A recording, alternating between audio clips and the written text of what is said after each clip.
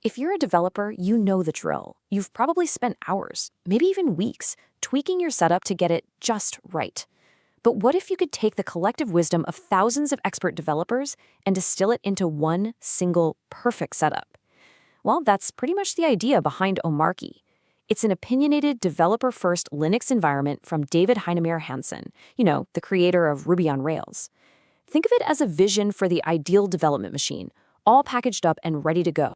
And really, that quote gets to the heart of it. This whole thing wasn't cooked up in some corporate strategy meeting. Nope, it was born from a personal obsession. It's the end result of a long quest to build a computing environment that isn't just good enough, but is absolutely perfectly tuned for a developer's workflow.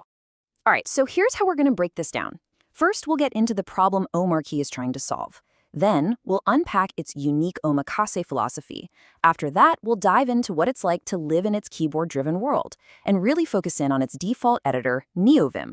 We'll also see how you can make it your own, and then finally, we'll ask the big question: who is this really for?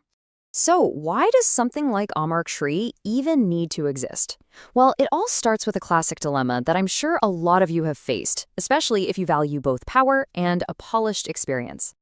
Here's the dilemma, right? On one hand, you've got these beautifully polished but kind of restrictive systems like macOS. It's like a sleek appliance that just works. But on the other hand, you have these incredibly powerful but super complex options like a fresh install of Arch Linux. That's like a box of parts you have to assemble yourself. The power is incredible, but that initial activation energy to get started, it's huge. Omarchy is trying to build a bridge between those two worlds. And that leads us right into Omarchy's core solution. It's built on a very specific, and I gotta say, pretty clever philosophy. And that philosophy is omakase.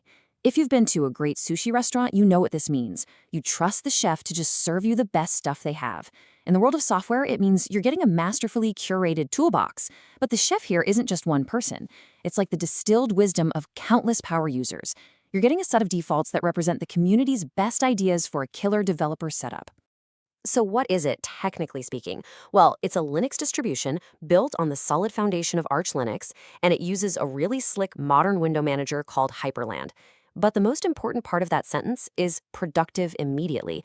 It is designed from the ground up to get you from zero to writing code as fast as humanly possible. And this slide right here really drives home the value. I mean, just look at that installation time. We're talking minutes, not hours. And instead of a bare-bones system, you get a complete pre-configured environment. It keeps all the power and flexibility of Arch, but just completely demolishes that massive wall you usually have to climb to get started.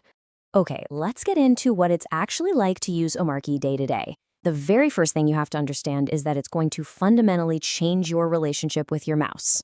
And trust me, this is not an exaggeration. The entire system is designed around keyboard-first workflows. It's all about speed and efficiency.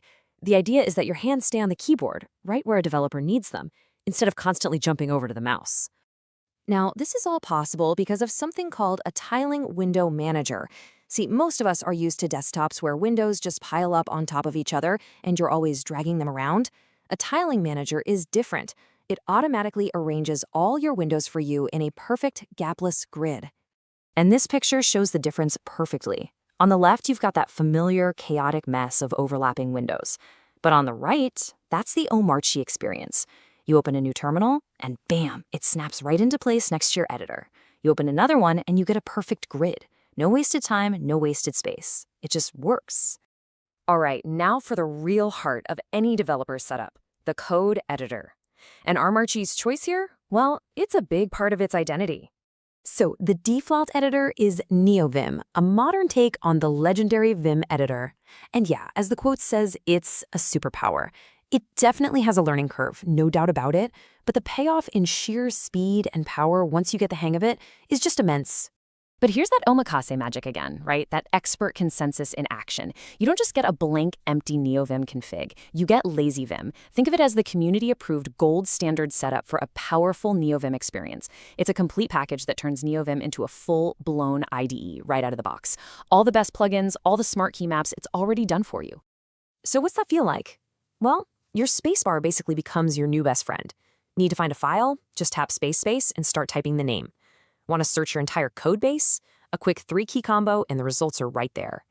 Even doing complex Git stuff becomes as simple as launching a little pop-up. all without ever leaving your editor. It's just an incredibly fast and fluid way to work. But of course, they get it. NeoVim isn't for everyone. And while Omarchy is opinionated, it's not a prison. If you're not ready to make that switch, the Omarchy menu makes it super easy to install popular editors like VS Code or Zed with just a few keystrokes. Okay, great. Defaults are one thing. But hey, we're all developers, right? We love to tinker. So how does Omarchy let you make the system truly your own? Let's talk customization. The answer is so simple and clean, it's all just plain text files. While Omarchy gives you this fantastic starting point, your control is absolute. Everything, from your window manager key bindings to the look of your terminal, is controlled by these simple dot files. They're easy to read and easy to edit. You really get the best of both worlds, a world-class foundation and total freedom to build whatever you want on top of it. And this quote from DHH just perfectly captures the spirit. Omarchy gives you a strong starting point, for sure, but it fully embraces that core Linux philosophy of user control. At the end of the day, it's your machine. You have the power and the freedom to make it exactly what you want it to be. So, with all that said, let's get down to the bottom line. Should you use Omarchy? Who is the ideal person for this very specific, very opinionated system? Well, from what we can see, Omarchy really shines for experienced developers, especially folks coming over from macOS who want a powerful Unix system that's also beautiful and incredibly keyboard efficient. But if you're totally new to Linux, the learning curve might be a little steep. And because it's based on Arch, which is a rolling release, it's probably not the best fit for bug enterprise teams that need rock-solid long-term stability. And that leaves us with one last really fascinating question to chew on. There's this idea floating around that Omarchy is basically the median expert consensus. It's what you'd get if you asked an AI to synthesize the wisdom of thousands of power users online. It's not just one person's opinion, it's the distilled opinion of an entire community. So, is this the future of our tools? Are we moving away from endless individual tinkering and towards these perfectly curated, consensus-driven systems? It's a pretty powerful idea to think about. Enhance your coding skills with us. Don't forget to subscribe to Code 5 Food for the latest updates and tutorials.